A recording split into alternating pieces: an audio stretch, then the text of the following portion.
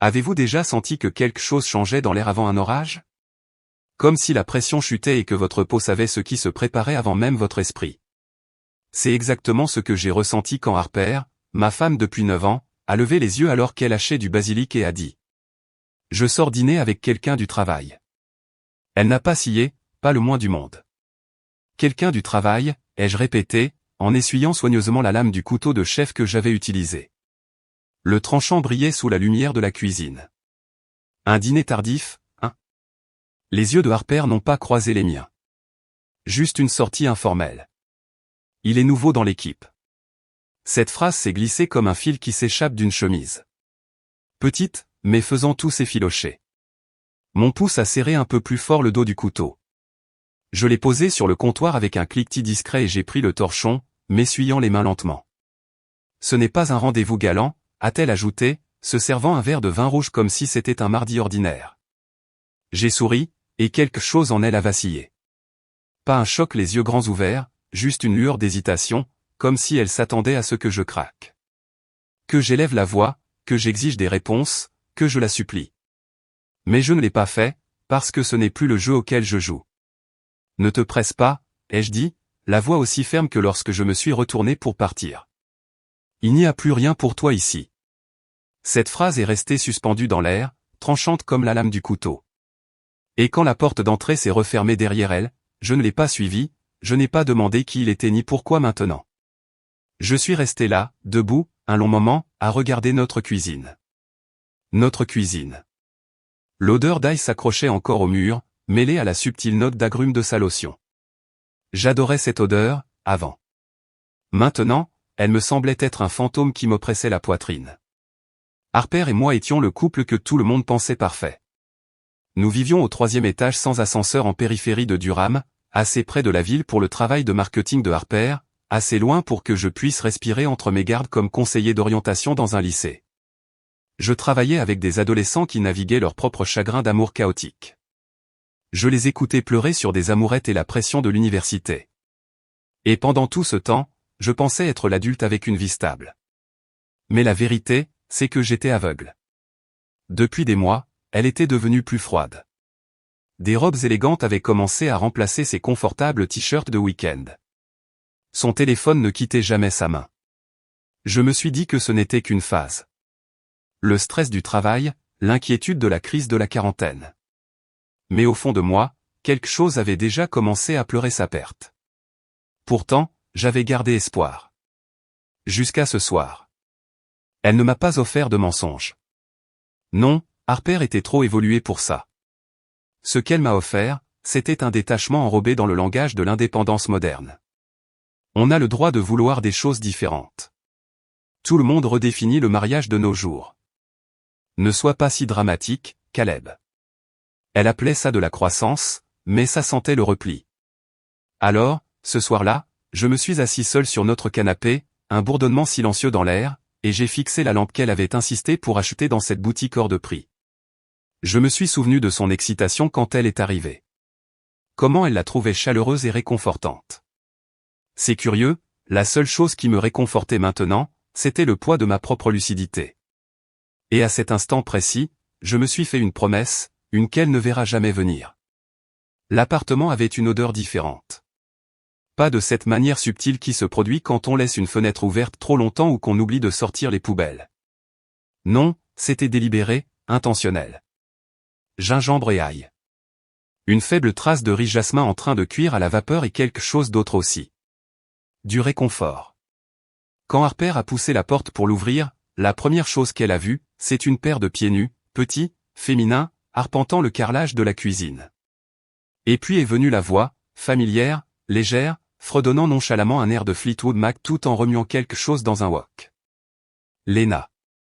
Lena Harris, notre amie commune, coach personnel, propriétaire de 3 plantes d'intérieur et d'un sourire d'une sérénité impossible. La femme dont Harper disait en plaisantant qu'elle avait une énergie d'ex parfaite. La même Lena qui venait aux soirées jeux ou au brunch. S'asseyant toujours un peu trop près, riant de mes blagues idiotes d'une manière que Harper n'avait pas faite depuis des années. Elle était pieds nus, vêtue de mon sweatshirt. Le bleu marine que Harper me volait toujours les soirs de grand froid. Les manches avalaient ses mains alors qu'elle attrapait le moulin à poivre.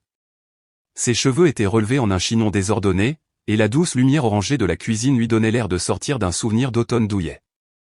Les talons de Harper ont résonné plus fort que d'habitude sur le sol. Lena ne s'est pas retournée. Elle a juste souri à la poêle et lui a donné une autre secousse. J'étais debout près de l'îlot, un verre de vin déjà à la main, j'en ai servi un second sans regarder Harper. Nouilles au gingembre, ai-je dit naturellement à Lena. Avec du sésame grillé, a-t-elle répondu. Tu as dit que c'était ton plat réconfortant. C'est tout ce qu'il a fallu. Le visage de Harper se crispa, si légèrement qu'on aurait pu le confondre avec un clignement d'yeux, mais je l'ai vu. Elle a essayé d'adoucir son ton, posant son sac à main sur une chaise d'appoint. Eh bien, c'est inattendu. J'ai pris une gorgée de vin. Lena a proposé de cuisiner, puisque je n'avais rien à attendre ce soir. Ses yeux ont croisé les miens comme une allumette cherchant des brindilles. Rien, hein. Longue journée, ai-je dit en haussant les épaules. Maison silencieuse. La tension s'est accrochée à la pièce comme la vapeur de la plaque de cuisson. Lena a éteint le feu, a servi les nouilles avec une facilité presque insultante et a apporté 2 bols à la table. Je lui ai tendu le verre de vin. Elle l'a accepté sans perdre le rythme. Harper a suivi, les bras croisés lâchement, pas sur la défensive, pas encore, mais se préparant. Nous nous sommes assis. 3 chaises, 3 bols, 3 sortes de silence.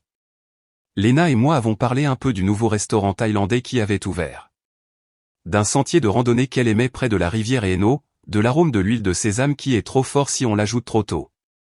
Rien de tranchant, rien de pointu, mais chaque mot entre nous était un fil que Harper ne pouvait pas saisir. Elle picorait sa nourriture, la fourchette grattant la céramique comme des ongles sur un tableau noir. Je ne l'ai pas pressé, je ne l'ai pas regardé se tortiller. Ce n'était pas le but. Le but, c'était l'équilibre. Le but, c'était que Harper est entrée dans sa propre maison en s'attendant à être le centre de gravité et s'est retrouvée à flotter, insignifiante, en orbite autour d'un espace qu'elle ne contrôlait plus. Au milieu du dîner, elle s'est levée brusquement, a dit quelque chose à propos d'aller aux toilettes. Nous avons entendu le clic de la serrure, le léger grincement de la porte. Lena, tranquillement, a pris un chiffon et a commencé à nettoyer le comptoir, imperturbable, comme si elle était à sa place. Et moi, je suis resté là, observant la porte fermée de la salle de bain, sachant qu'elle était en train de taper sur son clavier. Peut-être à lui, peut-être à personne. Mais le silence qu'elle utilisait autrefois comme un pouvoir se retournait maintenant contre elle. Harper est réapparue 10 minutes plus tard. Sans hâte, sans rougeur, simplement sereine, trop sereine. Ce genre de calme rapiécé avec des nerfs et de l'anticerne. Elle avait retouché son rouge à lèvres, plus brillant qu'avant. Et elle avait crêpé ses cheveux aux racines comme si elle se préparait pour une séance photo. Lena était à l'évier, rinçant une poêle avec des cercles doux, les manches retroussées, ses poignets éclaboussés d'eau comme si c'était naturel. Je buvais du vin, appuyé contre le comptoir, décontracté, toujours pieds nus, toujours ancré. Harper a rôdé près du réfrigérateur, puis l'a ouvert avec une délibération forcée, comme si elle venait de se rendre compte qu'elle pourrait vouloir une boisson. Je ne savais pas que nous avions des invités ce soir, a-t-elle dit, la voix légère comme une plume, mais chaque mot trempé dans la glace. Lena ne s'est pas retournée. Oh, je suis juste passé rendre à Caleb la copie de ce documentaire que nous avons regardé. J'ai pensé que je cuisinerais quelque chose aussi. J'espère que ça ne te dérange pas, le rire de Harper fut bref. Quelle délicatesse. Je suis sûr que Caleb apprécie la compagnie. J'ai incliné la tête, observant Harper agripper la poignée du réfrigérateur. Ça a été une agréable surprise, ai-je dit simplement. La froideur derrière ses yeux s'est intensifiée. Eh bien, dit-elle, prenant un Pellegrino qu'elle n'aimait même pas, certaines personnes ont un timing parfait. Je pouvais sentir le tranchant sous ses mots. Assez passive-agressive pour faire saigner sans élever la voix. Elle était douée pour ça. Elle avait toujours été douée pour ça. J'ai pris mon bol vide, l'ai porté à l'évier et me suis mis à côté de Lena. Tu sais, c'était vraiment bon. Il faudra que tu en refasses. Harper s'est appuyé contre le comptoir près de la machine à café, les bras croisés fermement. Il ne me laisse jamais faire de nouilles.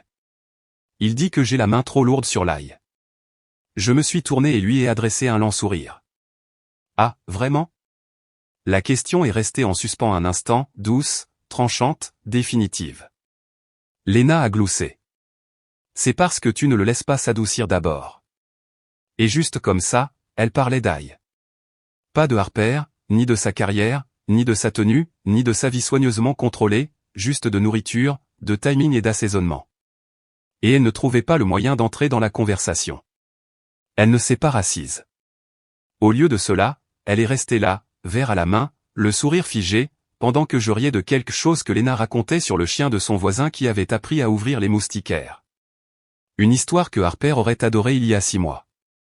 Une histoire que j'aurais gardée pour la lui raconter à elle en premier. Maintenant, elle n'en faisait même plus partie. Nous avons débarrassé la table. Lena a insisté pour faire la vaisselle. Je lui ai passé les assiettes comme si nous l'avions fait 100 fois. Et Harper, elle s'est retirée en silence. Pas de porte claquée. Pas de coups de poignard verbaux, juste le silence.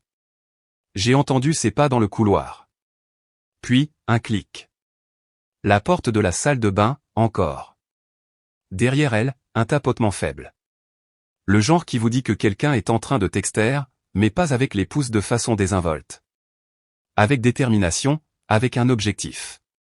Je n'ai pas bronché. Lena a séché le comptoir. Ça va, a-t-elle demandé à voix basse. J'ai hoché la tête. Je n'ai jamais été aussi lucide. Ses yeux ont croisé les miens. Et pour la première fois depuis des mois, quelqu'un m'a vraiment vu.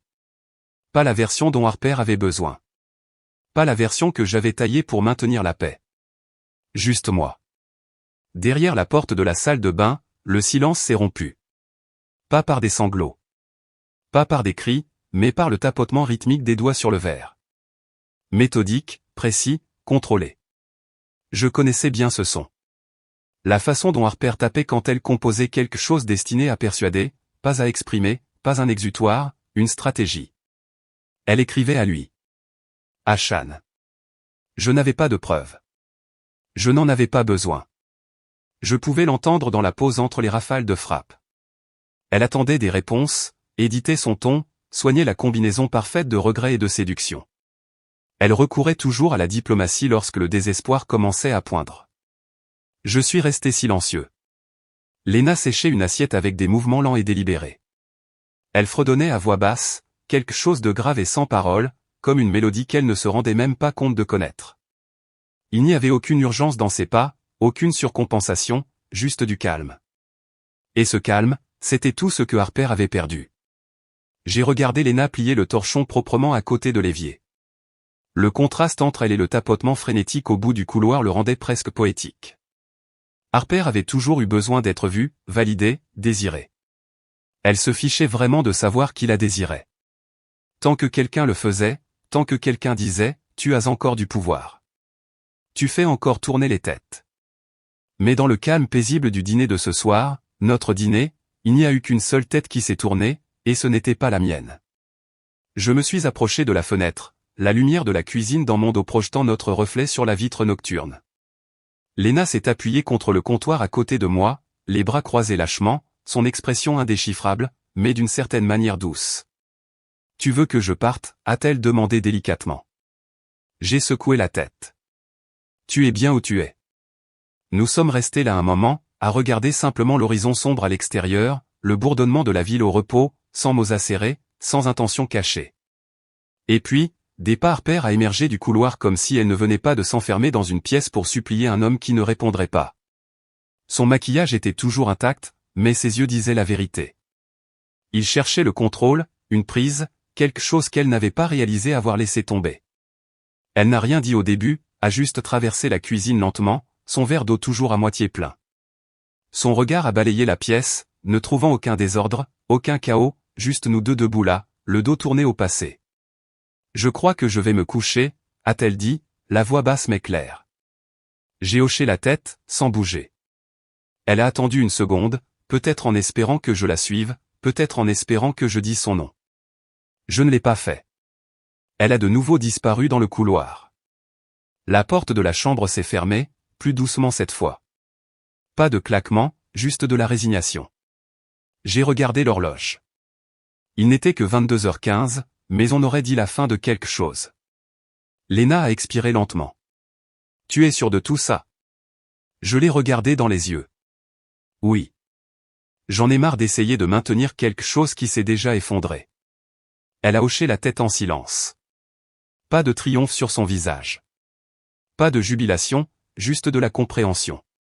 Et d'une certaine manière, c'était pire pour Harper, parce qu'il n'y avait pas d'ennemi ici, juste une absence, juste la silencieuse réalisation qu'elle avait elle-même créé le vide. Je lui ai proposé de la raccompagner à la porte. Elle a mis ses baskets, a pris son manteau et s'est arrêtée juste avant de sortir. Tu sais où me trouver, a-t-elle dit avec un léger sourire. Pas aguicheur, juste gentil. Et puis elle est partie. La porte s'est refermée avec un doux clic, et je suis resté là, dans le calme que Harper avait autrefois gouverné. Ça sentait le gingembre et la fumée, et quelque chose d'autre aussi. La liberté. Le matin après le départ de Lena, la maison sentait le café fraîchement moulu et la pluie. Dehors, une bruine douce frappait rythmiquement la fenêtre de la cuisine, comme si elle me rappelait quelque chose que je n'avais pas oublié, juste mis de côté. À l'intérieur, je cassais des œufs dans une poêle, laissant le grésillement parler plus fort que n'importe quel mot dernièrement. Harper est entré furtivement dans la pièce, portant son armure matinale habituelle. Longue robe de chambre, posture parfaite et cette expression soigneusement arrangée qu'elle utilisait quand elle ne voulait pas paraître affectée. Elle ne m'a pas salué, est simplement allée au placard et a pris sa tasse préférée, celle au bord ébréchée avec le mot « Intention » peint en cursive. Elle s'est servie du café comme si elle avait quelque chose à prouver. Je n'ai pas levé les yeux des fourneaux. « Tu as bien dormi ?» Elle a hésité, surprise par la simplicité de la question. « Bien », a-t-elle dit, soufflant sur sa tasse comme si elle n'avait pas besoin de la chaleur. J'ai servi les œufs et ajouté des toasts, puis je me suis assis avec ma propre assiette. Nous avons mangé en silence, à l'exception du tintement occasionnel de sa cuillère contre la tasse. Elle me scrutait du coin de l'œil, attendant que je brise le silence avec une excuse ou une question.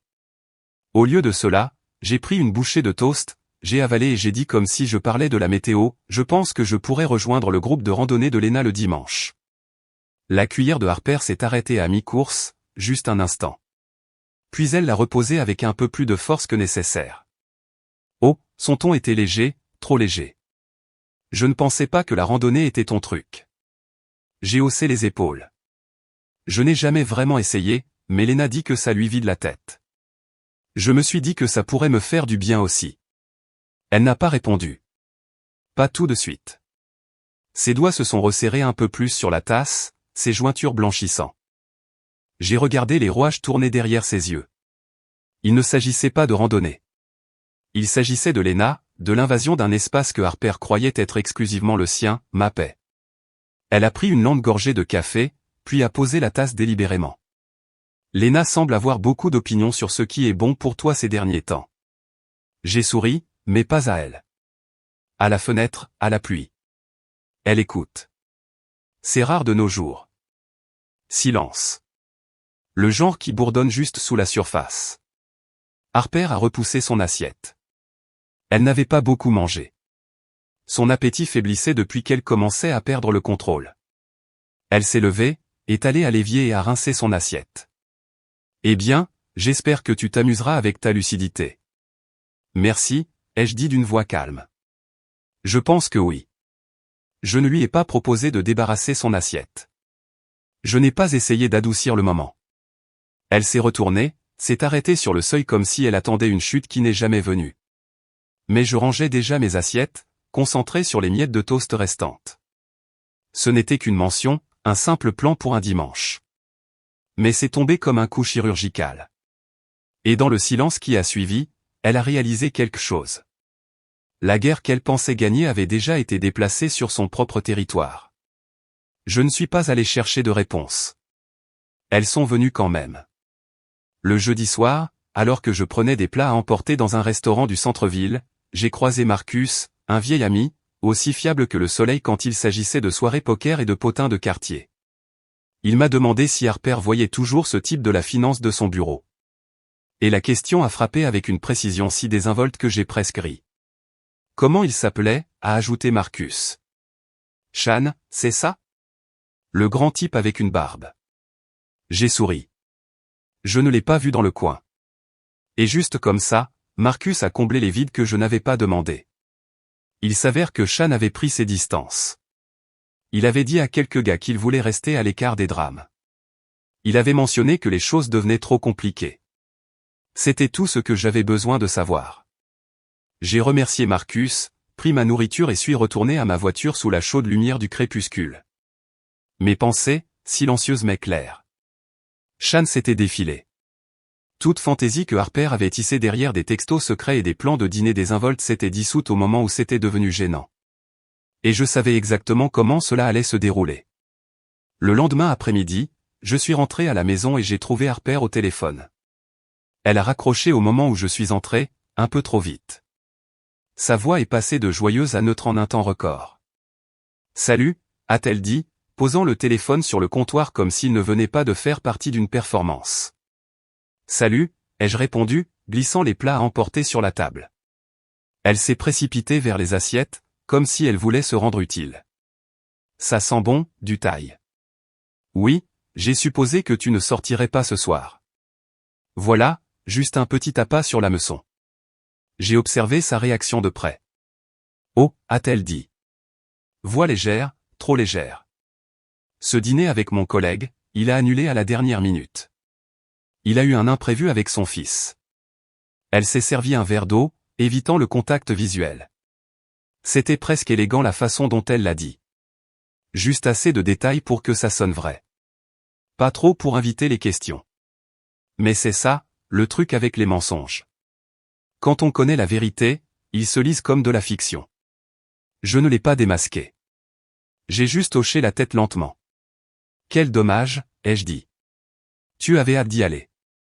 Elle a esquissé un petit sourire poli et s'est assise en face de moi. J'ai ouvert les récipients, je lui ai donné des baguettes et je n'ai pas dit un mot de plus. Elle a à peine touché à sa nourriture. Je l'observais de l'autre côté de la table. La façon dont elle n'arrêtait pas de regarder son téléphone comme si elle voulait qu'il sonne, comme si elle avait besoin qu'il sonne, mais il ne l'a pas fait. Et chaque minute qui passait rendait le silence entre nous plus pesant. Plus tard, alors qu'elle était sous la douche, je suis resté un moment dans le couloir, écoutant le bruit de l'eau et le faible écho de sa voix, murmurant, fredonnant, peut-être en train de répéter quelque chose. Je me fichais de Sean. Pas vraiment. Ce qui m'a frappé, c'est l'effort qu'elle déployait pour faire semblant. Harper avait toujours été douée pour sculpter les apparences, pour soigner la version exacte d'elle-même qui convenait à la situation. Mais cette fois-ci, c'était la première fois que je voyais son art commencer à se fissurer. Je me suis couché dans le lit cette nuit-là, les mains derrière la tête, regardant le ventilateur de plafond tourner en cercle lent. Je ne me sentais pas triomphant, juste confirmé. Elle avait joué sa main, pensait que je bluffais, et maintenant elle regardait le pot disparaître tout en prétendant n'avoir jamais misé. Et moi, j'avais fini de réagir. Je n'allais pas l'interroger. Je n'allais pas poursuivre ses mensonges dans le couloir. J'allais la laisser vivre avec eux, parce que ça, ai-je réalisé, c'était la forme de pouvoir la plus silencieuse. L'invitation a été envoyée le jeudi après-midi. Rien de dramatique, juste un fil de messages informels avec quelques amis proches. Je pense inviter des gens samedi. Quelque chose de simple. Boisson, musique, bonne compagnie. Ça vous dit? La plupart ont dit oui en quelques minutes. Certains ont demandé s'ils pouvaient amener quelqu'un. Une réponse est venue avec 2 émojis d'applaudissements. Et enfin, Harper. Elle ne l'a pas su tout de suite. J'ai attendu jusqu'au vendredi matin, alors que nous prenions notre café aux extrémités opposées de l'îlot de cuisine, pour le mentionner. Des gens viennent à la maison demain soir. Elle a levé les yeux de son téléphone lentement, comme si les mots mettaient plus de temps que prévu à atterrir. Des gens, des amis, ai-je dit simplement. La bande habituelle. Lena aussi. Son clignement d'yeux fut presque imperceptible, mais je l'ai capté. Ah. Elle a remué son café plus fort que nécessaire. Je suppose que je vais m'assurer que la maison est présentable. Tout est déjà réglé, ai-je dit en buvant une gorgée. J'ai acheté des grignotages et du vin hier. J'ai aussi commandé un nettoyage en profondeur. Ça devrait aller. Les mots ont atterri comme un tonnerre silencieux. Elle avait été effacée de la planification. Et pour quelqu'un comme Harper, ce n'était pas seulement de l'exclusion. C'était un coup direct. L'après-midi du samedi est arrivé, net et doré. La lumière de fin de printemps se déversait par les fenêtres comme du miel. Et vers 7 heures, l'appartement était rempli de musique douce et du genre de rire qui emplissent une pièce comme de l'air chaud. J'ai mis une chemise à boutons vert foncé que Léna avait un jour complimentée et j'ai ouvert la première bouteille de rouge. L'odeur de bougies au citron et de brie au faux remplissait l'air. Les gens sont arrivés. Jess et Nolan avec leur énergie habituelle de vin et de débat. Carla et Ben avec une playlist déjà prête. Sam et Ray, qui ont apporté ce jeu de société odieusement bruyant que tout le monde aimait détester. Puis Léna. Elle est entrée avec un plateau de noix épicées et un sourire naturel, sans effort. Elle a d'abord salué Harper, les bras ouverts. L'étreinte de Harper fut brève, formelle. Léna s'est dirigée avec moi vers la cuisine. Cet endroit est magnifique. Merci, ai-je dit en lui tendant un verre. Ça semble différent ce soir. Elle a incliné la tête. Dans le bon sens. J'ai hoché la tête. Le seul qui compte. La soirée s'est déroulée en éclats de conversation facile. J'ai flotté de groupe en groupe, mais je revenais toujours dans l'orbite de Léna, non pas en m'accrochant, mais simplement ancré. Harper, pendant ce temps, se déplaçait comme un fantôme dans son propre appartement. Elle souriait quand on s'y attendait, riait au bon moment, mais son énergie était éteinte. Il n'y avait pas de blagues internes pour elle, pas de regards complices, pas de coups de coude subtils. Chaque rire qui ne l'incluait pas semblait plus fort. Chaque conversation qui ne s'arrêtait pas pour sa contribution ressemblait à une trahison. À un moment, elle s'est tenue près de la bibliothèque, faisant tourner son vin, observant Léna et Carla échanger des histoires sur un incident de randonnée. Carla a dit quelque chose de drôle. Léna a rejeté la tête en arrière en riant, et j'ai souri. Harper l'a vu. Je n'ai pas eu besoin de vérifier. Sa prise sur le verre de vin s'est resserrée, et elle l'a posé un peu trop fort. La pièce ne l'a pas remarqué. C'était la pire partie pour elle. Personne ne lui a demandé si elle allait bien. Personne ne l'a suivie quand elle a brièvement disparu dans la chambre. Et quand elle est revenue, tout le monde riait encore, inchangé, imperturbable. Je l'ai surprise à m'observer du coin de la pièce plus d'une fois. Mais je n'ai pas joué pour elle. Je ne l'ai pas ignorée non plus. J'ai simplement vécu l'instant présent. Elle avait essayé de m'apprendre ça une fois. La présence, la spontanéité, l'autopriorisation. Mais maintenant, en me voyant le faire sans elle, c'était la blessure à laquelle elle ne s'était pas préparée. Parce que cette fois, le monde n'a pas bougé pour accommoder son absence. Il a continué d'avancer. Le dimanche matin, la lumière du soleil filtrait à travers les stores en bande pâle et angulaire. J'étais de nouveau dans la cuisine, cette fois seul, coupant des fraises dans un bol. Le couteau bougeait avec une facilité mécanique. Le bourdonnement du réfrigérateur était le seul son dans la pièce. Puis je l'ai entendue derrière moi, pieds nus, hésitante. Je ne me suis pas retourné. Caleb, a-t-elle dit à voix basse, presque doucement. On peut parler ? Le ton était familier. Celui qu'elle utilisait lors des séances de thérapie ou juste après une dispute quand elle voulait encore que le dernier mot sonne comme la paix. J'ai posé le couteau et me suis essuyé les mains. Je me suis retourné. Elle se tenait juste sur le seuil, sa robe de chambre trop serrée à la taille, les bras croisés comme si elle ne faisait pas confiance à son corps pour ne pas la trahir. Elle n'a pas perdu de temps. Je voyais Shan. Je n'ai pas cligné des yeux, j'ai juste hoché légèrement la tête, comme quelqu'un qui confirme un bulletin météo qu'il a déjà entendu. Depuis combien de temps, ai-je demandé, la voix neutre. 2 mois, a-t-elle dit en baissant les yeux vers le sol. Je pensais que je voulais quelque chose de différent, quelque chose d'excitant, et je me suis dit que ça n'avait rien à voir avec toi. Sa voix s'est brisée à la fin de cette phrase.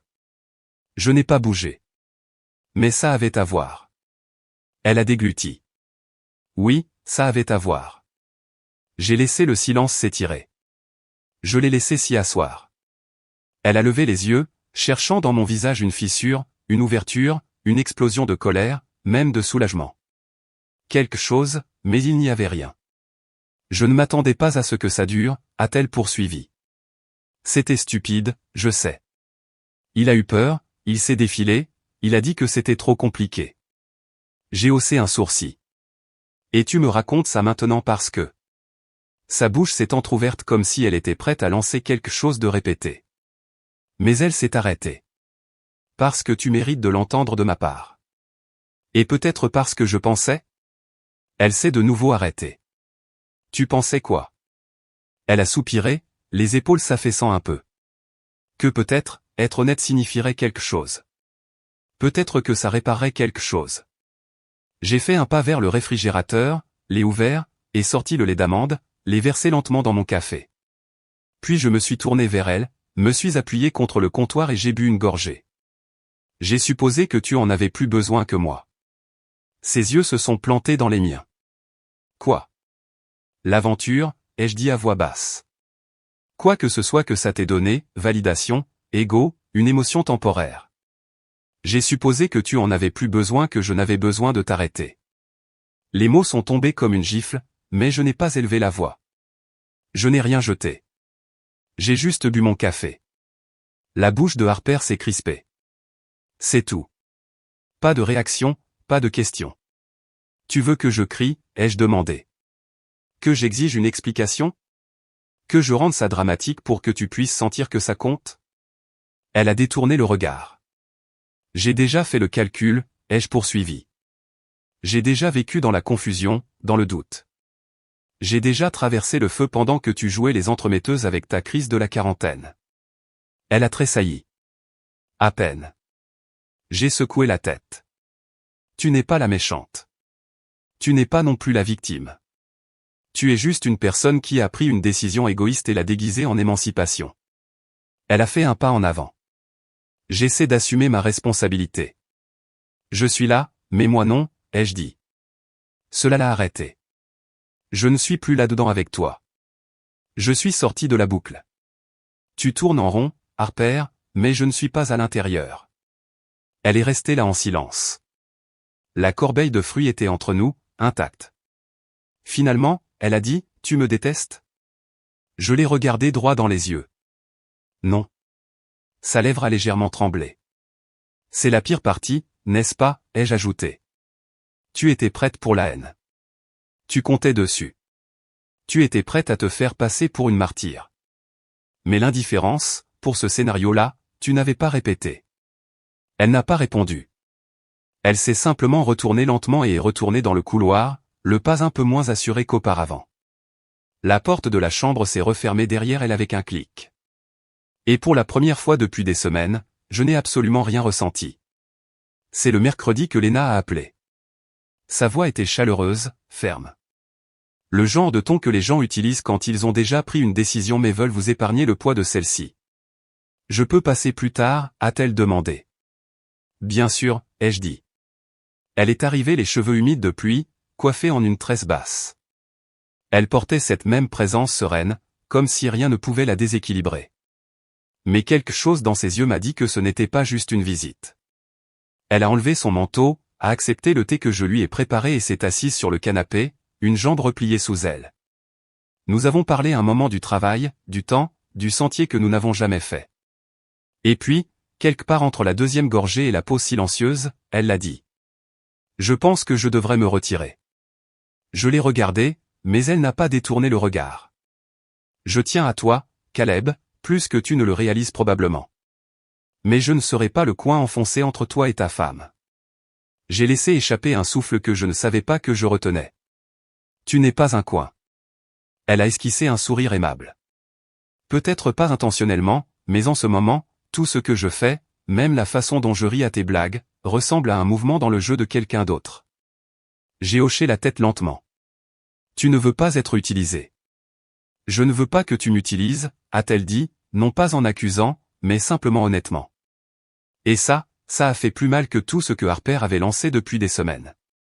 Lena ne se retirait pas par culpabilité. Elle protégeait quelque chose. Moi? Ce n'était jamais mon intention. Je sais, a-t-elle dit rapidement, m'interrompant avec une gentillesse qui m'a serré la poitrine. C'est pourquoi je dis ça maintenant, tant que c'est encore sain.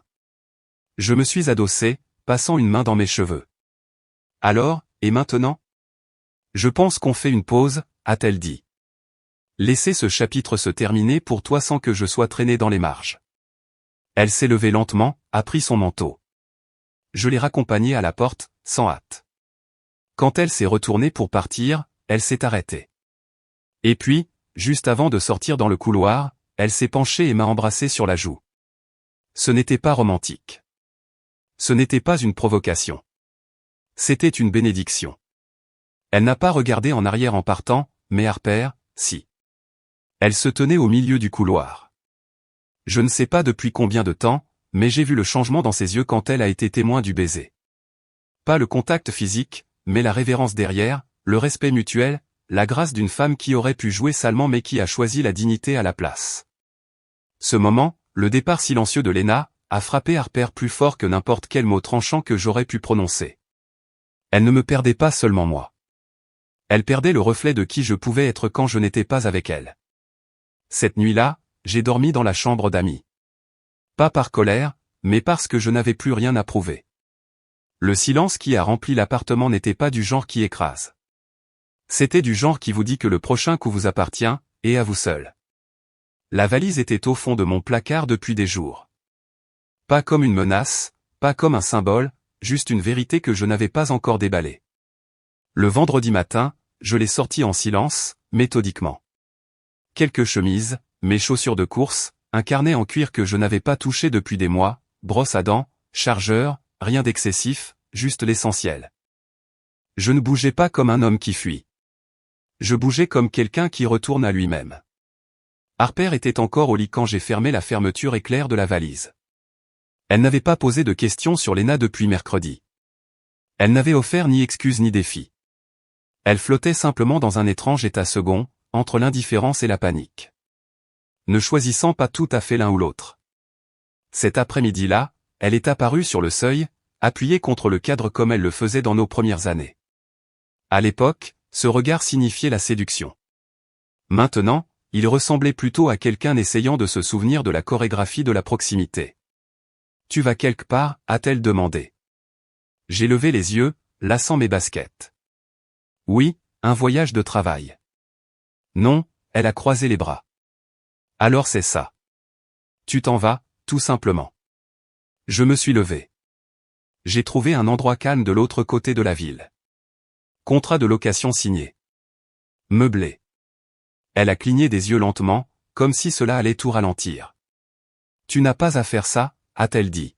« C'est déjà fait. » Sa voix s'est brisée. « Et l'appartement ? Le loyer ? Nos affaires ? Tu peux tout garder, ai-je dit simplement. Une lueur d'espoir s'est allumée dans ses yeux. Le genre qui surgit quand on croit qu'on fait encore partie de l'histoire. « Je suis prête à y travailler », a-t-elle dit en faisant un pas en avant. « On peut reconstruire. Je veux dire, si tu es vraiment honnête, tu n'as pas fini non plus. Pas au fond de toi. » Je l'ai regardé et, pour la première fois, j'ai vu à travers tout, la reddition performative, la dernière tentative de s'accrocher à une histoire qui ne lui appartenait plus. Et avec une calme certitude, j'ai prononcé les mots qui attendaient leur tour. « Tu as eu ton moment. » Elle est restée figée. La couleur s'est un peu estompée de son visage. Pas par peur, pas par colère, par reconnaissance. Ce n'était pas une dispute. Ce n'était pas une scène. C'était la fin. J'ai pris la valise, mis mon manteau et me suis dirigé vers la porte. Harper est restée au milieu de la pièce, entourée de meubles familiers et de vieilles photographies, comme un guide de musée qui se rend compte que l'exposition a changé sans elle. J'ai fait une pause, la main sur la poignée. La ville bourdonnait juste derrière la vitre. « Au revoir, Harper. » Elle n'a pas répondu, n'a pas pleuré. Elle est juste restée là, se recroquevillant dans le silence. Et quand la porte a cliqué derrière moi, elle n'a pas résonné comme avant. Elle s'est juste fermée. Le trajet en ascenseur fut silencieux. Le couloir sentait la peinture fraîche et le parfum lointain de quelqu'un. Je suis sorti dans la rue et j'ai senti l'air remplir mes poumons d'une manière qu'il ne l'avait pas fait depuis des mois. Je ne savais pas à quoi ressemblerait le prochain chapitre. Mais je savais une chose. Il ne serait pas écrit depuis l'intérieur d'une histoire que quelqu'un d'autre essayait de contrôler. 3 semaines plus tard, j'étais debout devant une petite galerie d'art du centre-ville, attendant Lena. Il faisait chaud pour une fin de printemps, le genre d'après-midi qui invite au rire et aux manches retroussées. Je portais ma chemise déboutonnée au col, les manches enroulées. Je me sentais léger, pas euphorique, pas libre d'une manière dramatique, juste aligné, comme si mon corps avait enfin cessé de résister au courant de mes propres décisions.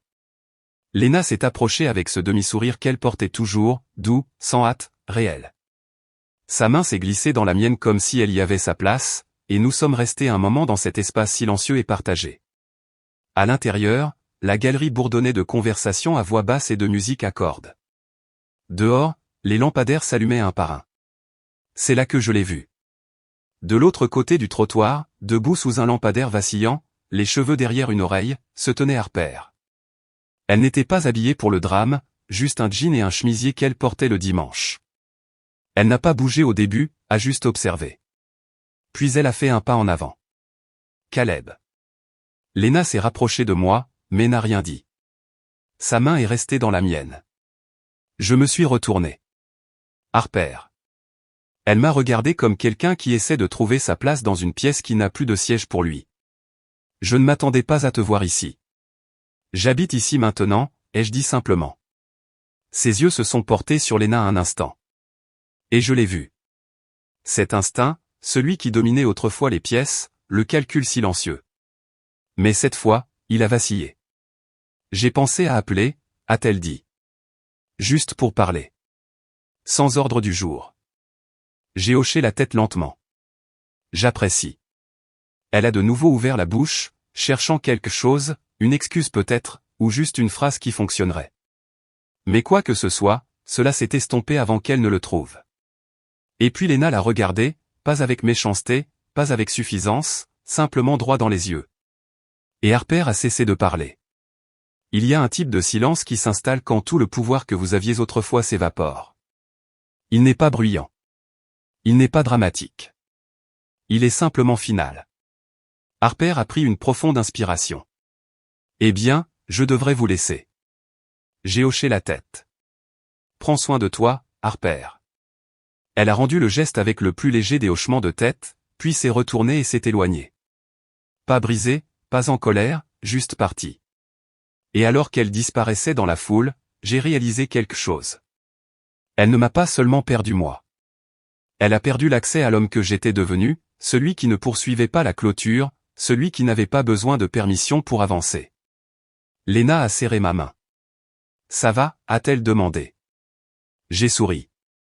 Maintenant, oui. Et nous sommes entrés.